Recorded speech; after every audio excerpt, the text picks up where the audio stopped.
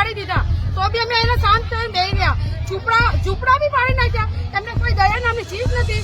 શું કરવાનું બોલો અલ્પેશભાઈ? અહીંયા અત્યારે અમે તમને મળવા જ આવ્યા છીએ. કેશવનગરના સ્થાનિકો ઉપર ખોટો અત્યાચાર થયો છે. અમને પોલીસે બહુ જ માર્યા છે. એના વિડીયો પણ છે. પોલીસે એમ જ કહે કે અમે મારા નથી, પોલીસ ફોટોગ્રાફી કરે છે. મારા પર ગુનો દાખલ કરવો હોય, મને જેલમાં નાખવો હોય, બરાબર. હું આ ભારત સ્વતંત્ર દેશ છે અને આપણે પોતાને જાતે લડી શકીએ છીએ. બીજી વાત એ કે અમે 1 વર્ષથી હેરાન થઈએ છીએ. આ બધી બહેનો દીકરીઓ વોશરૂમ નહીં જઈ શકતી, કોઈને ડિલિવરી આવી જાય. ટોટલ અત્યાર સુધી 27 લોકો મરી ગયા છે. અમુક ઠંડીના કારણે મર્યા છે, અમુક મચ્છર કરવાના કારણે મર્યા છે. અને અમે બહુ જ હેરાન થઈએ છીએ. અમે અલ્પેશભાઈ જોડે રજૂઆત કરવા માટે આશા લઈને આવ્યા છીએ કે અમારા સમાજના એક મોટા નેતા છે અને અમને ન્યાય અપાવશે. મારા સગા ભાઈને 15 જણાએ મારો છે પોલીસ વાળાએ અત્યારે સિવિલમાં એડમિટ છે, બરાબર. એનું સીટી સ્કેન, એક્સરે રિપોર્ટ અને બધું ત્યાં થાય જ છે, બરાબર.